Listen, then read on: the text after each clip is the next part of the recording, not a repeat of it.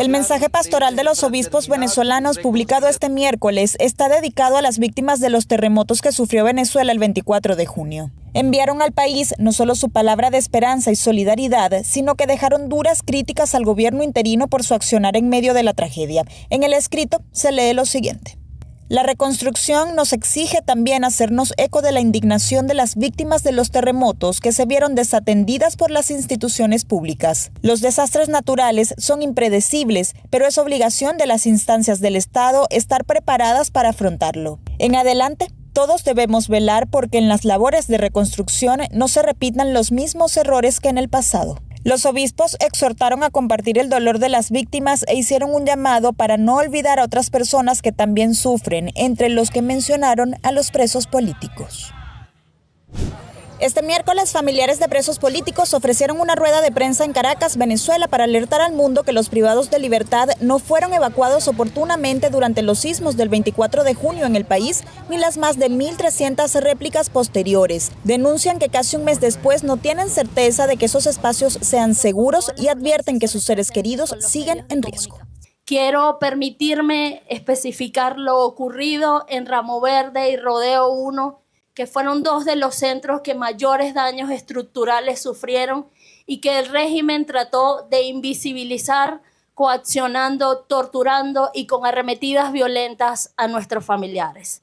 En Ramo Verde, en una de las torres en donde hay presos políticos, que tiene 5 pisos, el piso 5 sufrió graves afectaciones, por lo cual los pisos inferiores, en donde están también presos políticos, tienen temor y han sido obligados a permanecer en las celdas porque los amenazan con traslados a otras cárceles. Los presos políticos y sus familias no somos ajenos a lo que ocurrió en el país.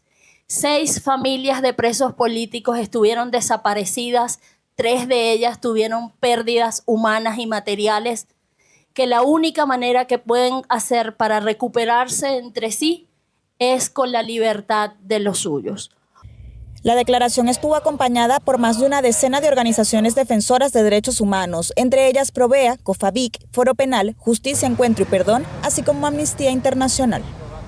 Los familiares de presos políticos, las organizaciones de derechos humanos y las organizaciones de la sociedad civil que suscribimos el presente comunicado, hacemos un llamado urgente a la comunidad nacional e internacional para que la protección de la vida y la dignidad humana ocupe un lugar central en la respuesta a la grave crisis que atraviesa Venezuela.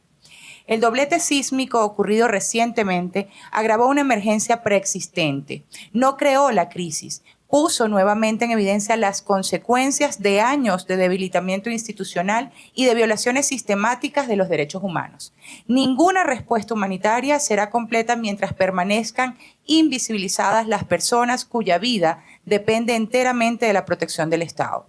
Entre ellas, cientos de presos políticos recluidos en condiciones que comprometen gravemente su integridad y su vida. Reiteraron que cualquier iniciativa que pretenda destrabar la situación política debe incluir la liberación de quienes siguen presos por su disidencia. Venezuela no puede seguir siendo un país donde el ejercicio de los derechos humanos es una actividad de alto riesgo, como lo decía el compañero de COFAVIC. La reconstrucción nacional exige que pasemos de un Estado que persigue y controla a un Estado que realmente proteja y sirva. La estabilización del país solo será posible si existe un compromiso real con la justicia, la memoria, la reparación de las víctimas y sobre todo con la reinstitucionalización democrática que el país demanda. Denunciaron además que han ocurrido intervenciones violentas por parte de funcionarios en la cárcel del Rodeo. Una de ellas dejó hospitalizado a uno de los detenidos, según afirman. El día 5 de julio, una comisión del GRIT, que es un órgano adscrito al Ministerio de Penitenciaría, entró en el Rodeo 1 de forma violenta y diciendo que había llegado el AMPA por órdenes de Delcy Rodríguez. Queremos responsabilizar al régimen venezolano. Ese día hubo heridos, hubo personas desaparecidas dentro de la propia cárcel y hasta un preso político fue a parar en una clínica porque convulsionó por las golpizas a las que fueron sometidos ellos. hubo amenazas con armas de fuego, hubo uso desproporcionado de la fuerza, les echaron gas, pimienta, gas lacrimógeno, les dieron perdigones, pero el régimen venezolano sigue negando la tortura. La ONG Foro Penal cuenta la existencia de 372 presos políticos actualmente, mientras que Justicia, Encuentro y Perdón registra 551.